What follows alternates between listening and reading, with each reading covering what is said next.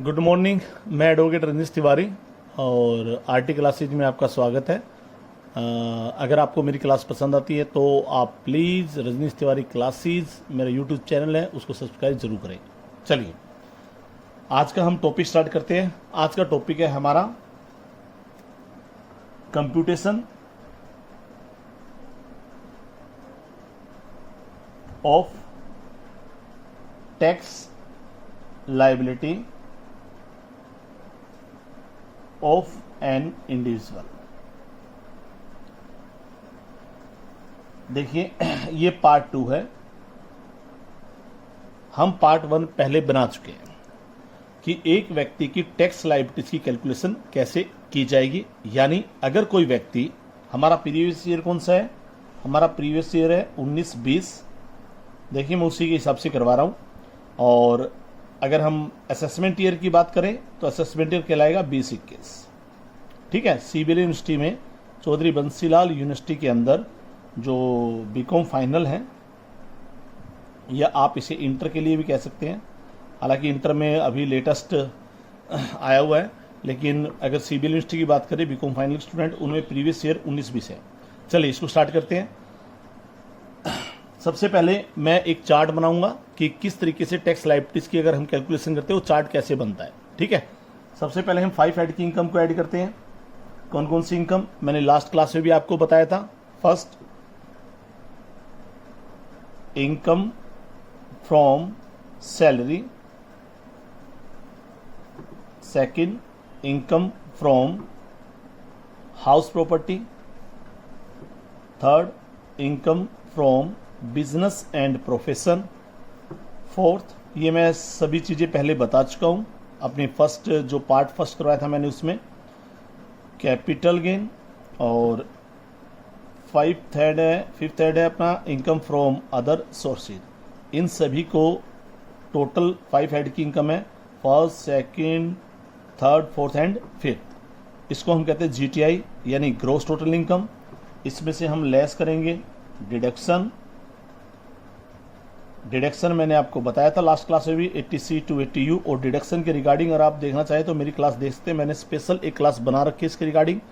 इसको हम लेस करेंगे और ये जो इनकम आएगी इसे हम टोटल इनकम कहेंगे। अब हमें टोटल इनकम पर टैक्स निकालना है, टैक्स ऑन टोटल इनकम। देखिए एग्रीकल्चर के रिगार्डिंग भी इसमें आगे टॉपिक आएगा, वो हम बाद में बात करेंगे। ठीक है। एग्रीकल्चर के पॉइंट को अभी हम नहीं ले रहे। Tax on total income. Tax on total income किस तरीके से कैलकुलेशन की जाएगी ये भी मैंने आपको लास्ट क्लास में, यानी मेरी जो पार्ट 1 है उसमें मैं आपको बता चुका हूं। ठीक है। जब हम टैक्स ऑन टोटल इनकम पे कैलकुलेशन करेंगे और जो टैक्स आएगा उसमें हम ऐड करेंगे, जो आज का हमारा नया टॉपिक है, ऐड करेंगे सरचार्ज। सरचार्ज इफ एप्लीकेबल, मैं बताऊंगा ये कब एप्लीकेबल होता है, किस तरीके से क्या चीज होती है, क्यों लगाया गया है सरचार्ज, सरकार की इसके पीछे मंशा क्या लगाने की, इसको हम ऐड करेंगे। अभी मैं एक बार चार्ट बना रहा हूं। ऐड करने के बाद याद रखना सरचार्ज किस पे लगेगा, ये मैं अभी आपको, चलो मैं पहले बता ही देता हूं कि सरचार्ज हम कब ऐड करेंगे। ठीक है। चलिए मैं पॉइंट बता ही देता हूं आपको। अभी देखिए सरचार्ज जो है वो किस पे लगता है, ऑन टैक्स, यानी जो आपकी टोटल इनकम पर जो टैक्स की कैलकुलेशन करेंगे, जो टैक्स निकल के आएगा उस पर सरचार्ज लगेगा। मैं एग्जांपल बता रहा हूं। मान लीजिए आपका जो टैक्स है वो 1 लाख रुपया है, और अगर मैं ऐड सरचार्ज करता हूं, ऐड सरचार्ज कर रहा हूं एट द रेट, अभी मैं अज्यूम कर रहा हूं 15%, तो 15,000 रुपये सरचार्ज लगेगा, तो 1,15,000 रुपये। यानी सरचार्ज किस पे लगेगा, सरचार्ज टैक्स की अमाउंट पे लगेगा, जो टैक्स की अमाउंट है। टोटल इनकम से इसका कोई लेना देना नहीं है। काफी बच्चे गलतफहमी रहते हैं, वो टोटल इनकम को कैलकुलेट कर लेते हैं। याद रखना, ये देखिए ये परफॉर्मा है आपका। इस परफॉर्मे में क्या है कि जो टोटल इनकम आएगी उसमें पहले टैक्स की कैलकुलेशन होगी, फिर सरचार्ज लगेगा। ठीक है। अब सरचार्ज इफ अप्लीकेबल, यानी किन कंडीशनों में सरचार्ज लगेगा उस पर हम डिस्कशन करते हैं। चलिए सरचार्ज के लिए आपकी लगभग 5 कंडीशन बनाई गई है। पहला, if total income total income up to 50 lakhs, 50 lakh रुपए तक है अगर आपकी टोटल इनकम, तो कोई सरचार्ज नहीं लगेगा। ठीक है। अगर मैं बीकॉम की बात करूं, काफ़ी क्वेश्चन आपके लगभग अंडर 50 लाख के ही हैं, तो आपको सरचार्ज हो सकता है कि क्वेश्चन में लगाना ना पड़े, लेकिन फिर भी याद रखें कि अगर टोटल इनकम कौन सी मैंने आपको बताया, देखिए आपको ये पता होना चाहिए ग्रोस टोटल इनकम और टोटल इनकम में डिफरेंस। ठीक है ना। टोटल इनकम का मतलब है डिडक्शन लेस होने के बाद। अगर टोटल इनकम, ये आपकी टोटल इनकम अगर 50 लाख तक है, यानी 5 लाख, 10 लाख, 20 लाख, 25 लाख, 30 लाख, 40 लाख, 50 लाख से कम है, तो ऐसी दशा में सरचार्ज नहीं लगेगा। ओके, ठीक है। चलिए नेक्स्ट करते हैं। अगर आपकी total income, if total income 50 lakhs 1 to 1 crore तक है, कितने तक है?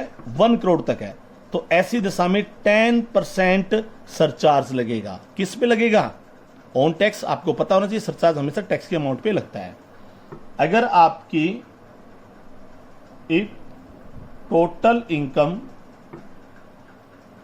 1 करोड़ 1 to 2 करोड़ तक है, तो ऐसी दशा में जो सरचार्ज है वो कितना लगेगा? 15% लगेगा।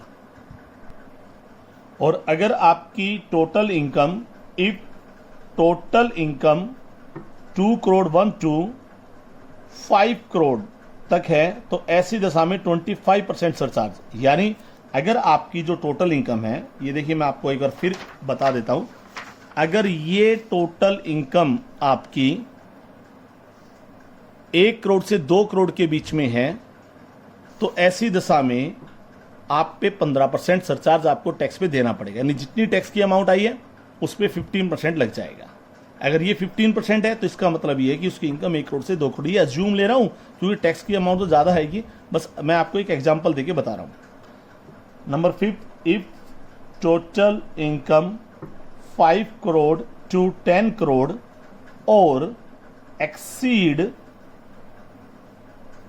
10 करोड़, तो ऐसी दोनों कंडीशनों में 37% आपका सरचार्ज लगेगा। ठीक है। तो इस प्रकार से आपने देखा कि सरचार्ज कब एप्लीकेबल होता है? अगर 50 लाख से ऊपर हो। अगर 50 लाख तक टोटल इनकम नहीं है, इससे कम है, 50 लाख से कम है, तो सरचार्ज नहीं लगेगा। ओके। सरचार्ज लगने के बाद ऐड, अभी हम एक चार्ट बना रहे हैं, ऐड करेंगे हेल्थ एंड एजुकेशन सेस @ 4%। अब क्वेश्चन था सर ये है क्या? पहले बता देता हूं ये किस पे लगेगा। जैसे सरचार्ज किस पे लगता है? टैक्स के अमाउंट पे। ये जो टैक्स के अमाउंट है उस पे सरचार्ज लगेगा। अब ये किस पे लगेगा? ये इस पे लगेगा, यानी टैक्स प्लस सरचार्ज। अगर है तो ठीक है, वरना इस अमाउंट पे लगेगा। किस अमाउंट पे? इस पे। ठीक है। यानी टैक्स प्लस सरचार्ज। तो जो भी टैक्स और सरचार्ज लग के आएगा उस पर 4% एजुकेशन सेस।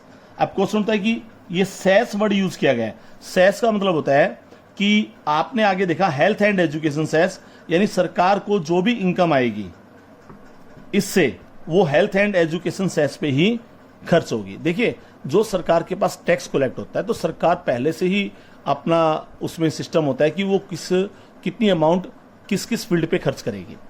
अगर ये सेस लगाया गया है, ये special health and education cess है, तो ये अमाउंट केवल हेल्थ एंड एजुकेशन सेस पे ही खर्च होगी।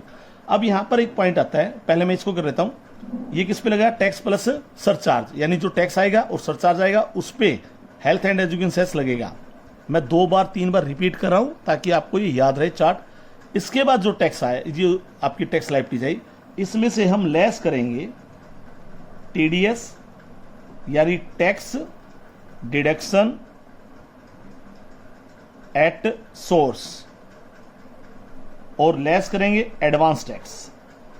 देखिए मेरी टीडीएस के रिगार्डिंग भी एक क्लास है और एडवांस टैक्स के रिगार्डिंग भी क्लास है, आप देख सकते हैं।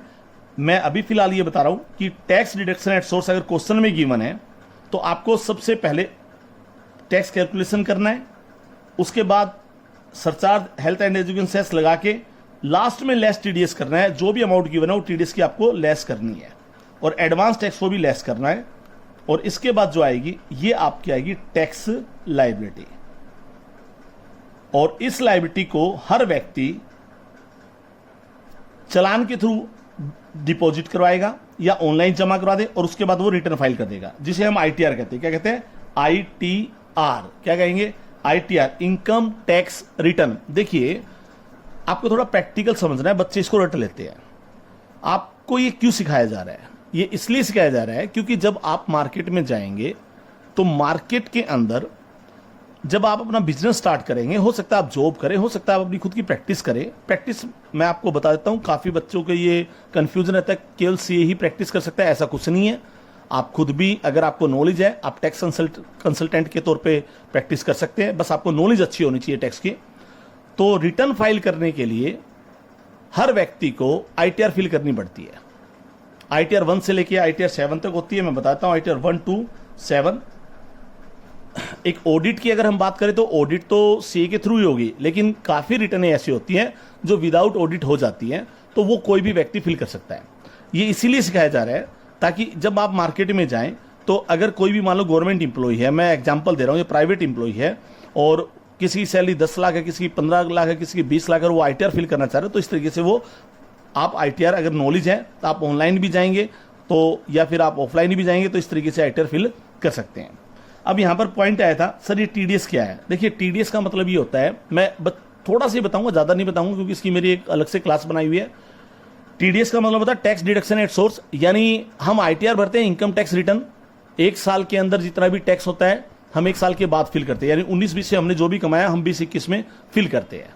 ठीक है, टैक्स को डिपॉजिट करवाते हैं, यानी इस टैक्स की कैलकुलेशन हम 20-21 में करेंगे, जबकि जो टैक्स देंगे वो 19-20 की इनकम पे देंगे। अब सरकार ये कहती है कि अगर पहले से ही पता है कि भाई आपका टैक्स तो बनेगा ही बनेगा, तो फिर एक साल की वेट मत करें। जो भुगतान करने वाला व्यक्ति है, पेमेंट करने वाला व्यक्ति है, वो पेमेंट करने से पहले टीडीएस काट लेगा, उसकी रिस्पॉन्सिबिलिटी होती है।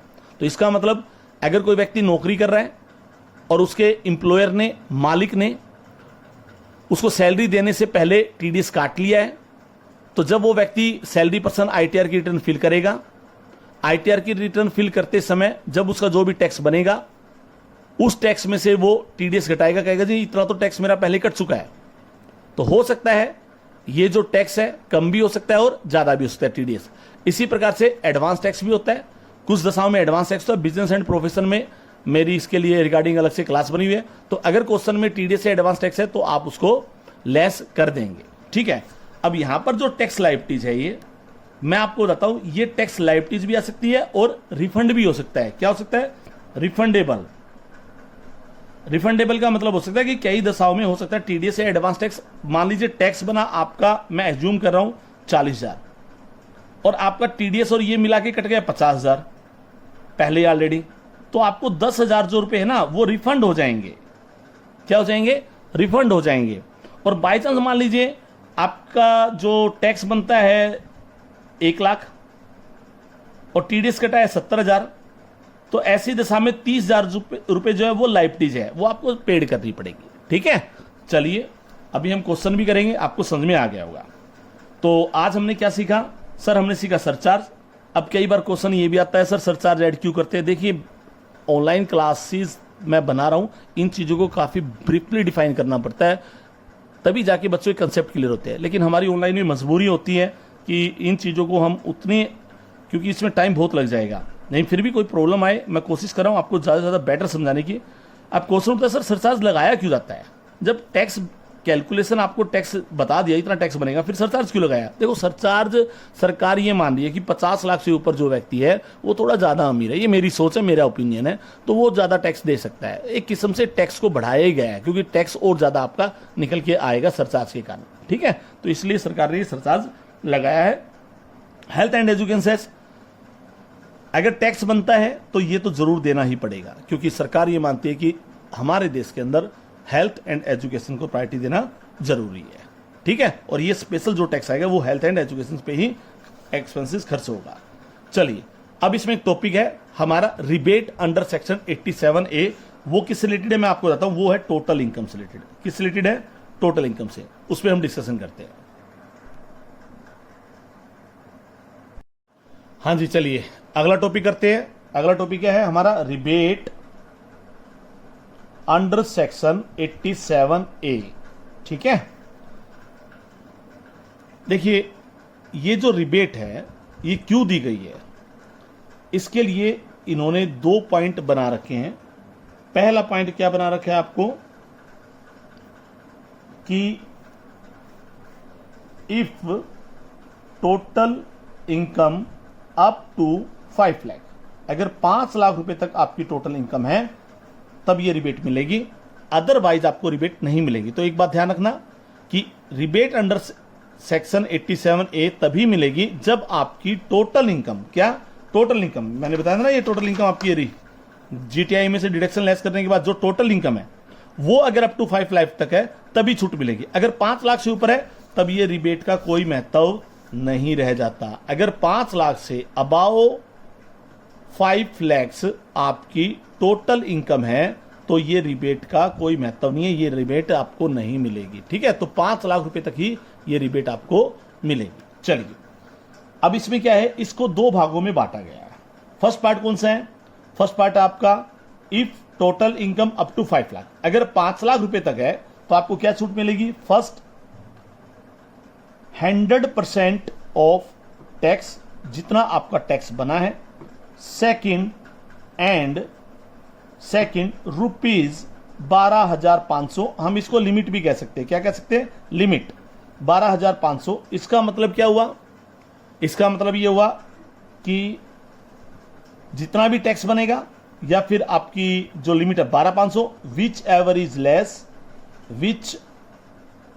इज लेस आपको छूट मिल जाएगी। ठीक है, एग्जांपल लेते हैं, याद रखना मैं फिर आपको बार बार बता रहा हूं, यहां पर काफी बच्चे सोचते हैं ये प्रीवियस ईयर 19-20 के रूल्स को मैं बता रहा हूं, क्योंकि 20-21 में इसके रूल्स अलग थे, तो मैं फिलहाल प्रीवियस ईयर 19-20 की बात कर रहा हूं। एग्जांपल, मान लीजिए आपकी ग्रोस टोटल इनकम, यहां पर जो भी आपकी ग्रोस टोटल इनकम है, कोई भी एग्जांपल ले लीजिए, 4.5 लाख रुपए, लेस इसमें से डिडक्शन, जो आप डिडक्शन करते हैं ये आपको पता ही परफॉर्मा बना रखा है 80C to 80U, मैं आपके मान लीजिए कोई डिडक्शन नहीं है तो आपकी टोटल इनकम आ गई 4.5 लाख रुपए, ये टोटल इनकम आ गई। अब इस पे टैक्स की कैलकुलेशन करेंगे, टैक्स ऑन टोटल इनकम, ये मैंने कैलकुलेशन आपको पहले बता रखी है मेरी प्रीवियस क्लास में। कैसे कैलकुलेशन करेंगे, अगर इसकी एज ज़्यादा मैटर करता है, मैं आपको बता रहा हूँ एज के हिसाब से ही ये अलग अलग तरीके से कैलकुलेशन होगी।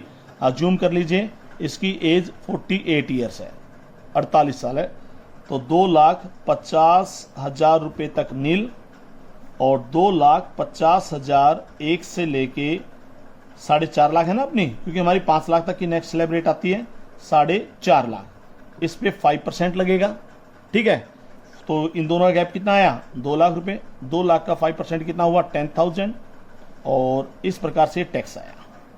अब बारी आती है, क्योंकि हम इसके तुरंत बाद ऐड सरचार्ज करते हैं, ऐड एजुकेशन सेस। देखिए ये रहा, ऐड क्या किया हमने, सरचार्ज, और ऐड क्या किया हमने, एजुकेशन सेस। लेकिन मैं आपको बताता हूं कि अगर टोटल इनकम आपकी 5 लाख तक है या 5 लाख से कम है तो आपको इस पे जाने की जरूरत ही नहीं है, क्योंकि आप जैसे ही 5 लाख से कम आते हैं तो आपको पहले रिबेट चेक करनी पड़ेगी। क्या चेक करनी पड़ेगी आपको, इफ अप टू 5 लैक्स आप यहां नहीं जाएंगे सरचार्ज या हेल्थ एजुकेशन सेस पे, आप सबसे पहले रिबेट करेंगे, और रिबेट में 87A को। ठीक है, तो यहां पर हम रिबेट चेक कर रहे हैं, तो अगर टोटल इनकम हमारी 5 लाख रुपए तक है तो रिबेट में क्या बताया, 100% of tax.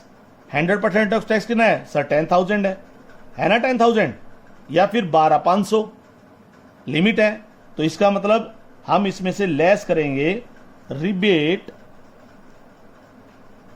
Under section 87A, कितने कर देंगे, पूरे 10,000, और ये नील आ जाएगा। इस प्रकार से अगर मैं आपको ये कहूं कि अगर कोई व्यक्ति 5 लाख रुपए तक कमाता है तो उसको टैक्स देने की जरूरत नहीं पड़ेगी, ये बात आप ध्यान में रखेंगे।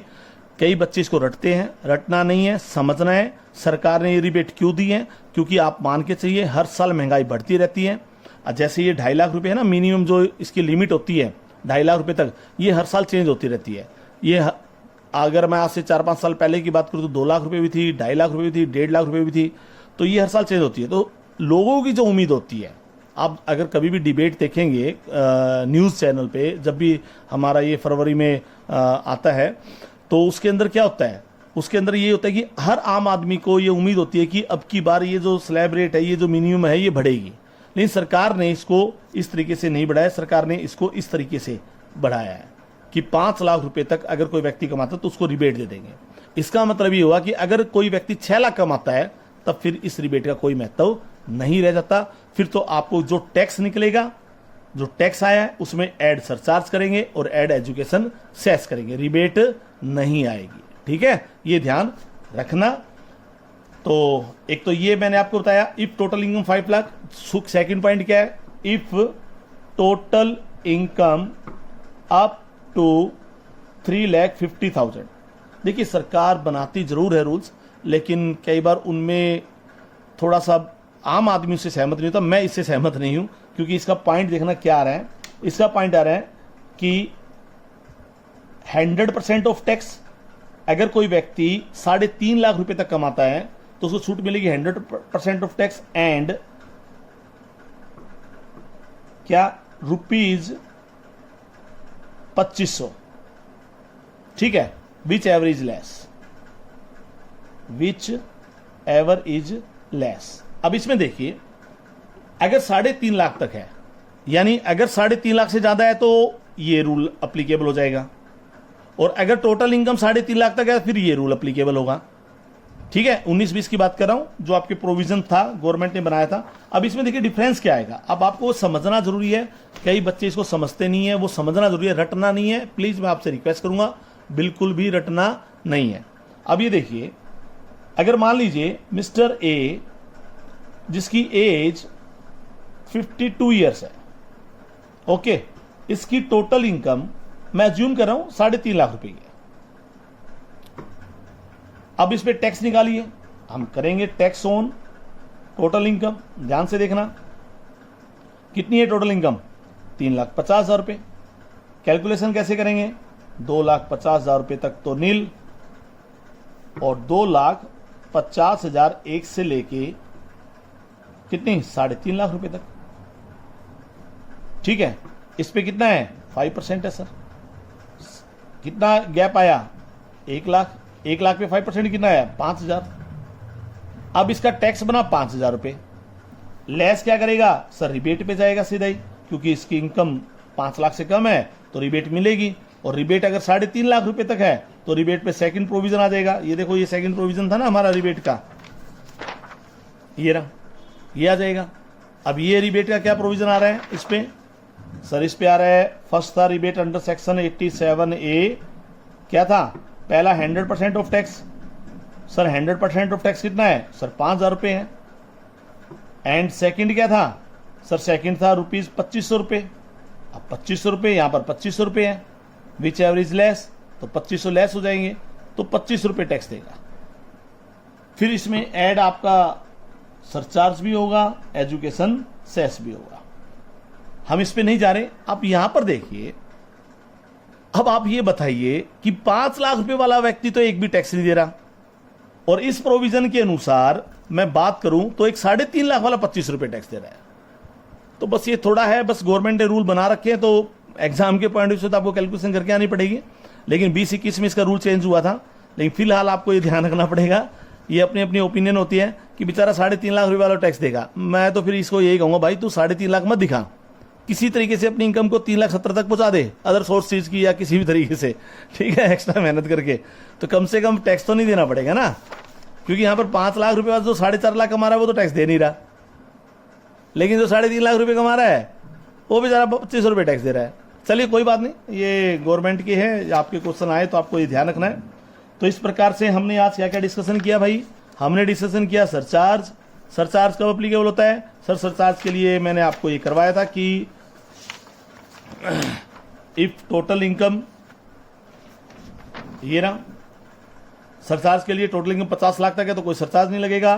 50 लाख से 1 करोड़ 10%, फिर 15, 25, 37%, ये आप देख लीजिए, ये मैं व्हाट्सएप पे भी डाल दूंगा आप लोगों के। दूसरा फिर मैंने आपको बताया था सरचार्ज के बाद मैंने आपको बताया था हेल्थ एंड एजुकेशन सेस। याद रखना हेल्थ एंड एजुकेशन सेस लगेगा ही लगेगा, सरचार्ज टैक्स पे लगता है, health and education cess tax plus surcharge दोनों पे लगेगा। ठीक है, अगर सरचार्ज नहीं है तो कोई बात नहीं, जो टोटल आएगा इस पे लगना ही है। मान लीजिए कि आपका सरचार्ज है, सॉरी टैक्स है 50,000 रुपये और इस पे हेल्थ एजुकेशन सेस नहीं है तो कितना आया 50,000, तो 50,000 में 4% लग जाएगा। अगर मान लीजिए ये कहता है कि सर ये जो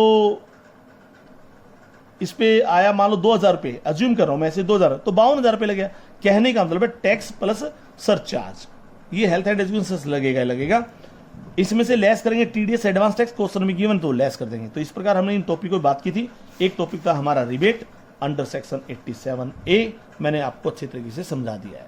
ठीक है, अब आप क्वेश्चन करें इसको आराम से, और 1-2 क्वेश्चन मैं आपको प्रैक्टिकली करवा भी रहा हूं। चलिए क्वेश्चन करते हैं, इसको ध्यान से देखना। मिस्टर अमित है जिसकी एज 55 ईयर है। ठीक है, इसकी इनकम दी गई है। फर्स्ट है इनकम फ्रॉम हाउस प्रॉपर्टी, ये कंप्यूटेड है 95,000। सेकंड है इंटरेस्ट ऑन गवर्नमेंट सिक्योरिटी, ये 75,000। थर्ड है विनिंग फ्रॉम लॉटरी। याद रखना विनिंग है, देखिए 2 पॉइंट होते हैं, एक तो रिसीव्ड करना, एक विनिंग। विनिंग का मतलब है कि आपने जीती है और रिसीव्ड का मतलब आपने रिसीव्ड किया है। तो लॉटरी पे आपको पता होना चाहिए टीडीएस की जो रेट होती है, जो टैक्स डिडक्शन रेट होती है, वो कितना होता है 30% है। इसका मतलब ये जो अमाउंट है ये ग्रोस है। क्या है ये? ग्रोस। देखिए क्वेश्चन पढ़ते ही समझ में आ जाना चाहिए। आपने जब 5th सेमेस्टर पढ़ा होगा तो अदर सोर्सेज में इस बात को डिफाइन किया गया है। ठीक है, याद रखना, अगर विनिंग है तो इसका मतलब ये ग्रोस अमाउंट है, और अगर ये रिसीव्ड होता तो इसका मतलब ये नेट अमाउंट है। ठीक है, तो इसका मतलब ये ग्रोस है, टीडीएस की अमाउंट इसी में ही शामिल है। डोनेशन, फोर्थ आपको दे रखा है donation to PM national relief fund, आपको पता होना चाहिए ये डिडक्शन से रिलेटेड है, जो हम कहते हैं 80G की जो डिडक्शन होती है उससे रिलेटेड है। अब ये 5th है इनकम फ्रॉम सैलरी 3 लाख रुपए। चलिए कैसे कैलकुलेट करेंगे वो आप ध्यान से देखना। ठीक है, इसको हम करते हैं। हम लिखेंगे computation of total income and net tax liability. आप इसको computation of net tax liabilities भी लिख सकते हैं। यहां लिखना है फॉर द असेसमेंट ईयर 2021। याद रखना 2021 में असेसमेंट ईयर है, प्रीवियस ईयर होता तो हम 19-20 लिखते, लेकिन हम कंप्यूटेशन कर रहे हैं तो इस ईयर में ही कर रहे हैं, तो असेसमेंट ईयर 2021 को लिख रहे हैं। ठीक है, चलिए कैसे करें, तो आपको सीक्वेंस पता होना चाहिए। सबसे पहले आएगा इनकम फ्रॉम सैलरी, बताइए आपको। ठीक है, तो सैलरी की कितनी इनकम है, ये कंप्यूटेड है 3 लाख रुपए, 3 लाख रुपए। सेकंड आएगा इनकम फ्रॉम हाउस प्रॉपर्टी, ये मैं शॉर्टकट लिख रहा हूं, आपको फुल वो कंप्लीट लिखना है। हाउस प्रॉपर्टी की इनकम कितनी है सर 95,000, 95,000 रुपये। दिख रहा है ना सभी को? ठीक है, आगे देखिए। फिर है इंटरेस्ट की, सिक्योरिटी की और विनिंग की। ठीक है, एक हो चुका हमारा, ये हो चुका। अब ये डोनेशन है 80G से रिलेटेड है, तो हमारी ये 2 बची, और ये दोनों अदर सोर्सेज की है। तो हम यहां पर हेड बनाएंगे इनकम फ्रॉम अदर सोर्सेज, ये आपको हेड बनाना है। ठीक है, और अदर सोर्सेज में आपको क्या लिखना है, नीचे यहां लिखना है। पहला है इंटरेस्ट ऑन गवर्नमेंट सिक्योरिटी। ठीक है, तो गवर्नमेंट सिक्योरिटी कितनी है आपकी सर? Government security 75,000। और फिर आ जाएगी विनिंग फ्रॉम लॉटरी, कितना है 1 लाख। यहां सभी स्टूडेंट को ध्यान देने की बात है कि हमेशा जो भी इनकम आप लिखोगे वो हमेशा ग्रोस ही होगी। अगर बाय चांस मान लो लॉटरी के यहां पर 70,000 नेट कितना गिवन होता है, नेट 70,000। आपको ये गिवन होता मान लीजिए, तो भी आपको इसको ग्रोस करके 1 लाख ही लिखना पड़ेगा, क्योंकि जो भी हमारा टीडीएस कटा है, जो भी टैक्स कटा है, वो उसका परफॉर्मा हमेशा लास्ट में लेस होता है। टीडीएस हमेशा लास्ट में लेस होगा, ये याद रखना। तो यहां पर हमेशा क्या शो होगा, ग्रोस इनकम शो होगी। तो मैंने ग्रोस किया है। अगर ये 70,000 रुपए नेट गिवन होता तो भी मैं इसको ग्रोस करके 1 लाख रुपए लिखता। Point clear. चलिए, अब ये 5 हेड की हमारी ये इनकम आ गई, इसके अलावा कोई इनकम नहीं है, ये डोनेशन है। सबसे पहले हम निकालेंगे ग्रोस टोटल इनकम, और ग्रोस टोटल इनकम कितनी है हमारी, इनको टोटल करो,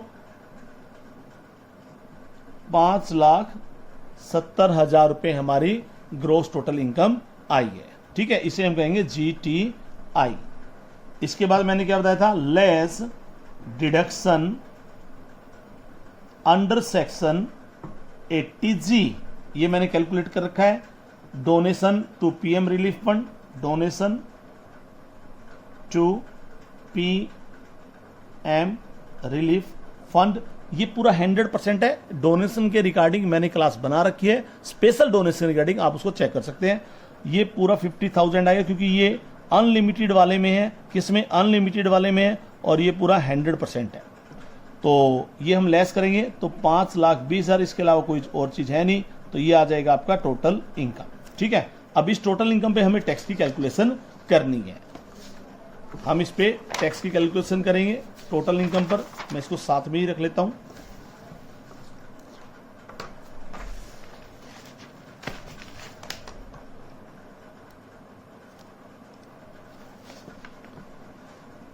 चलिए देखते हैं, टैक्स ऑन टोटल इनकम कितनी थी हमारी, 5,20,000 रुपए। ठीक है, मैंने आपको बता रखा है जो टैक्स रेट है, एक स्पेशल रेट होती है, एक स्लैब रेट होती है। स्पेशल रेट आपको पता है, विनिंग फ्रॉम लॉटरी जो है वो किस में आएगी आपकी, ये जो विनिंग फ्रॉम लॉटरी है ये स्पेशल रेट में है। Point clear. तो स्पेशल रेट में आएगी, तो इस पे हम निकालेंगे टैक्स ऑन, इसको अलग से लिखेंगे, टैक्स ऑन लॉटरी विनिंग,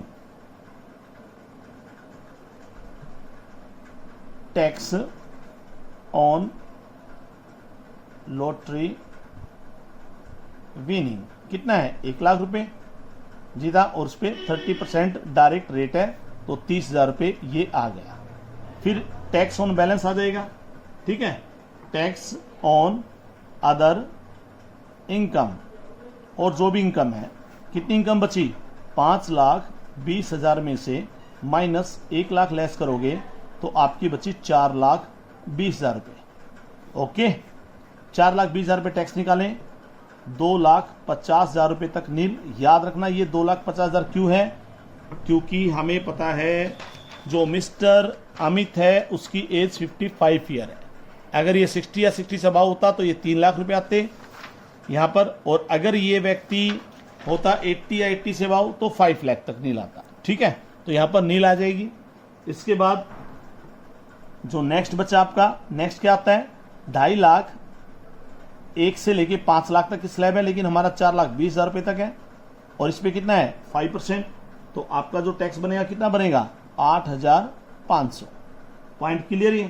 तो 8,500, तो टोटल जो टैक्स बना आपका कितना बना, 38,500। कोई डाउट हो तो बोलो। अब इसमें ऐड करेंगे, रिबेट आएगी, नहीं आएगी। रिबेट क्यों नहीं आएगी, क्योंकि हमारी जो टोटल इनकम है वो 5 लाख से ज्यादा है, तो रिबेट का पॉइंट हट गया। ये याद रखना है आपको, स्टेप बाय स्टेप है। ऐड करेंगे सरचार्ज, मैंने बताया था इफ एप्लीकेबल। सरचार्ज एप्लीकेबल कब होता है सर, जब टोटल इनकम 50 लाख से एक्सीड होती है, ज्यादा होती है, तो 50 लाख से अंडर में ही है, तो नील आएगा, कुछ भी नहीं आएगा, तो 38,500। लेकिन आपको सरचार्ज लिखना जरूर है। कई बच्चे सोचे कि हम डायरेक्ट इसके बाद हेल्थ एंड एजुकेशन से ऐड करेंगे, बिल्कुल भी नहीं। ये परफॉर्मा बकायदा बना रखा है, उसके अकॉर्डिंग ही आपको चलना पड़ेगा। ओके, ठीक है। तो अब ऐड करेंगे हम इसमें क्या, हेल्थ एंड एजुकेशन सेस @ 4%। ये तो ऐड होगा, किस पे लगता है सर, टैक्स प्लस सरचार्ज, यानी जो अमाउंट आएगी है तो इस पे लगेगा। तो कितना आ जाएगा, इसकी कैलकुलेशन करो। ये आ जाएगा, मैं कैलकुलेट से कर रहा हूं, 1,540 रुपये। ओके, और टोटल करेंगे तो कितना आ जाएगा 40,040, ये टैक्स आ गया। अब इसमें से लेस मैंने आपको बताया क्या होगा, लेस होगा टीडीएस। अब टीडीएस किस पे कटा, बिल्कुल कटा है जी, टीडीएस किस पे कटा होगा, क्योंकि रूल है ये कि विनिंग फ्रॉम लॉटरी पे जो व्यक्ति भुगतान करेगा और टीडीएस काट लेगा। तो हम ये अज्यूम कर रहे हैं कि 1 लाख रुपए विनिंग जीता था, तो हमने 1 लाख रुपए इनकम शो कर दी इसकी पूरी कंप्लीट, 1 लाख यहां पर शो कर दी, ठीक है। और इस पे टीडीएस कितना कटा 70,000, यानी उसने रिसीव्ड कितने किए 70,000 रुपए रिसीव्ड किए। तो इसीलिए विनिंग फ्रॉम लॉटरी पे जो टीडीएस कटा है, विनिंग फ्रॉम लॉटरी पे जो टीडीएस कटा है वो 30,000 रुपए कटा है। Okay, point clear. तो अब ये कितना पेमेंट करेगा 10,040 रुपए इसको, ये इसकी नेट टैक्स लायबिलिटी निकल के आ गई। अब ये क्या करेगा, इसको आईटीआर फिल करनी है, कब की करनी है 19-20 की करनी है आईटीआर, ठीक है। अब ये क्या करेगा, पहले इस टैक्स को डिपॉजिट कराएगा, मैं थोड़ा और आगे प्रैक्टिकल बता रहा हूं, या तो ऑनलाइन करवाएगा या फिर किसके थ्रू, ऑफलाइन चालान के थ्रू करवाएगा। चालान 2 होते हैं, 280, 281, एक टीडीएस का होता है और एक आपका इनकम टैक्स का होता है, ठीक है। ये जमा करवाने के बाद फिर वो आईटीआर की रिटर्न फाइल करेगा, आईटीआर रिटर्न फाइल करेगा, आईटीआर रिटर्न फाइल 1 to 7, यानी हर एक के लिए अलग अलग, सैलरी पर्सन के लिए क्या होगी, house hold plus salary person के लिए क्या होगी, बिजनेस पर्सन की इनकम है तो किस में आईटीआर 3 में जाएगी, आईटीआर 4 में जाएगी, ठीक है। ये सारी चीजें आईटीआर 1 से 7, ये अगर आपको ये भी देखना है तो आप ये प्रैक्टिकल मेरी क्लास देख सकते हैं। तो इस प्रकार से वो पहले टैक्स डिपॉजिट करवाएगा, ऑनलाइन जाके चालान के थ्रू टैक्स डिपॉजिट होगा, ये रिफंडेबल तो है ही नहीं इसका, और उसके बाद रिटर्न फाइल करेगा। ओके, और इस प्रकार से एक व्यक्ति अपनी इनकम टैक्स की रिटर्न को फाइल करके जो उसकी लायबिलिटीज होती है उससे वो मुक्त हो जाएगा, ठीक है। उम्मीद करता हूं समझ में आई होगी, और सेफ रहें, घर पे रहें, बहुत ज़्यादा ज़रूरी है, और मास्क का यूज़ करते रहें जब भी घर से बाहर जाएं, और मैं उम्मीद करता हूं सभी अपने घर में सुरक्षित रहेंगे। धन्यवाद।